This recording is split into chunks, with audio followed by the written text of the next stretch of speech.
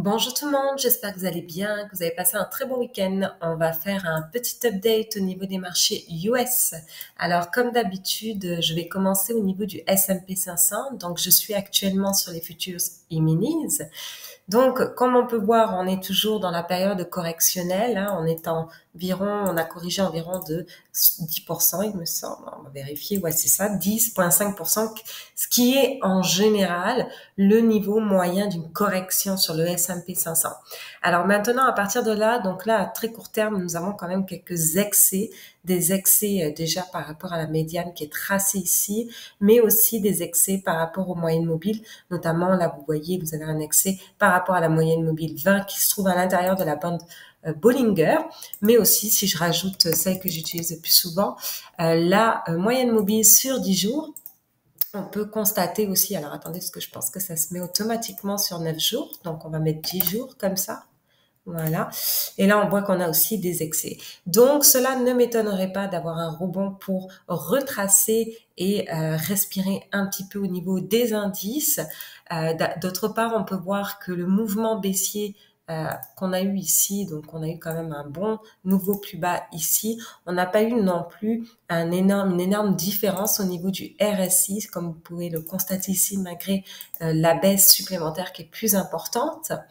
Et en plus de cela, lorsqu'on regarde l'indicateur du Fear and Greed Index, donc on est repassé bien évidemment dans la peur extrême, mais si je vais sur le timeline, donc on regarde un petit peu l'évolution, on peut voir que, vous voyez ici, on n'a pas fait un nouveau plus bas non plus au niveau de la peur.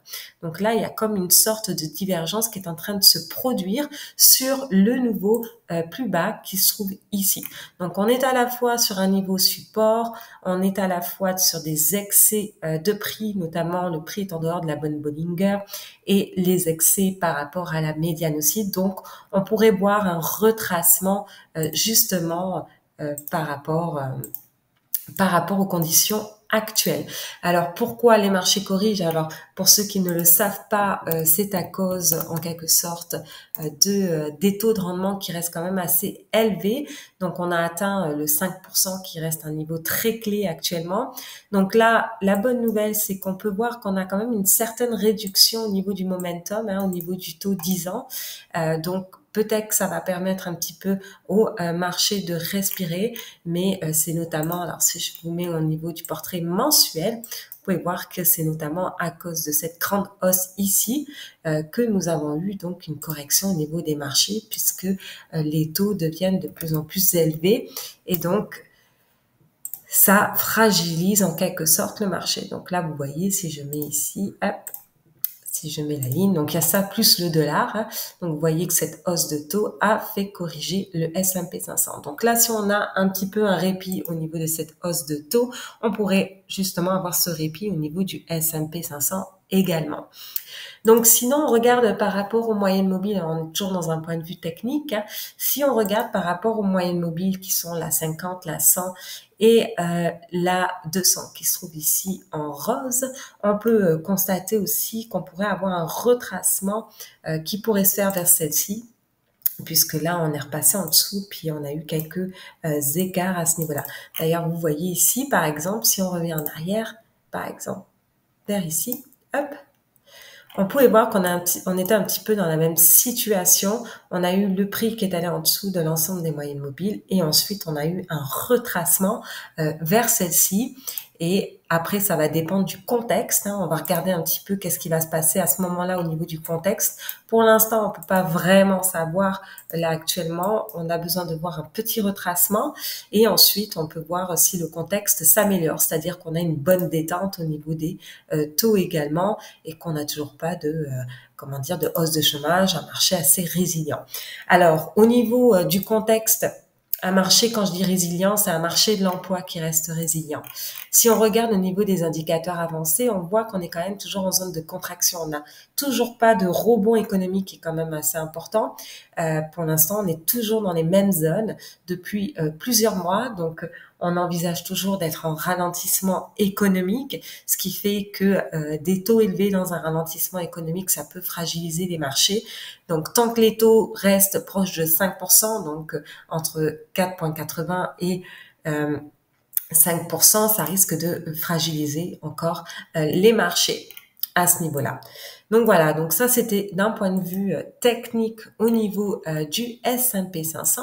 Sinon, comme vous le savez, au niveau du Bitcoin, c'est vrai que on a beaucoup de spéculations actuellement qui se trouvent autour donc de l'approbation de l'ETF. Hein. Donc tant que nous sommes toujours vraiment dans ces spéculations-là, il y a des probabilités de toute manière qu'on aille chercher donc les 39-40K. Hein. De toute manière, on voit que le prix est toujours au-dessus de la moyenne mobile sur 10 mois. Là, je suis sur le portrait mensuel, ce qui reste normalement aussi, alors c'est peut-être pas la 10 mois ici, excusez-moi, c'est la 20. La 10 mois, la voici, c'est celle que j'utilise le plus. Donc là, vous voyez, le prix se trouve toujours au-dessus de la moyenne mobile de 10 mois. Donc, du coup, pour l'instant, ça reste toujours haussier au niveau du Bitcoin. Et on peut regarder aussi, parce qu'en ce moment, c'est plutôt le Bitcoin et l'or qui ont des performances quand même assez intéressantes. Donc, il y a peut-être aussi tous les problèmes qui tournent aux alentours, des problèmes géopolitiques, notamment les conflits en Israël et puis les autres conflits qui s'ensuivent. Hein. Donc là, ce qui va être très intéressant au niveau de l'heure de voir, c'est que vous voyez ici, on a plusieurs mèches qui ont été testées à plusieurs reprises.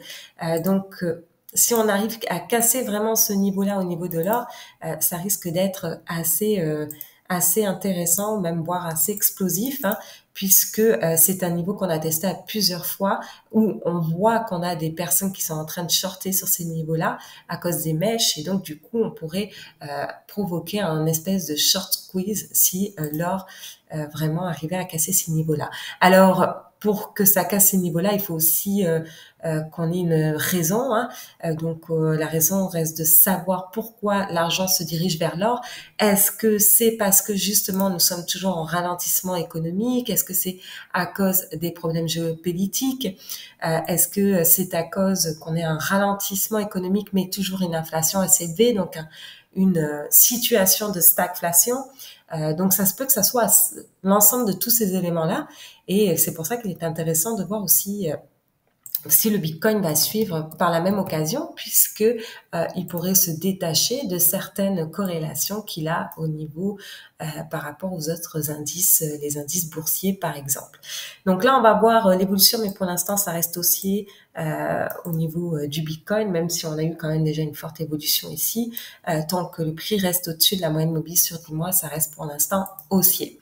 Alors si on regarde, qu'on compare les deux entre le gold, c'est-à-dire l'or, et le Bitcoin, alors j'aime bien regarder ce ratio-là, puisque là, quand on voit une sous-performance de l'or par rapport au Bitcoin, on peut voir tout ça, ce sont des accélérations de croissance, toutes les situations où j'ai mis des flèches, et dans les autres situations, c'est lorsque l'or, donc pas super-performe le Bitcoin, mais a une forte résilience par rapport au Bitcoin, comme on peut voir. Vous voyez ici, il y a comme une évolution horizontale.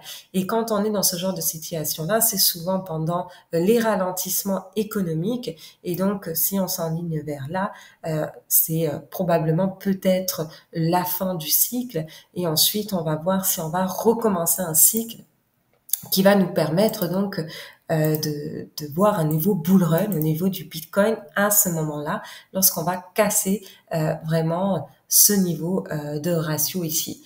Donc pour l'instant, on est toujours dans la variation horizontale parce qu'on est toujours en ralentissement économique. Donc là, on voit une légère sous-performance de l'or par rapport au Bitcoin, parce que le Bitcoin a récemment monté.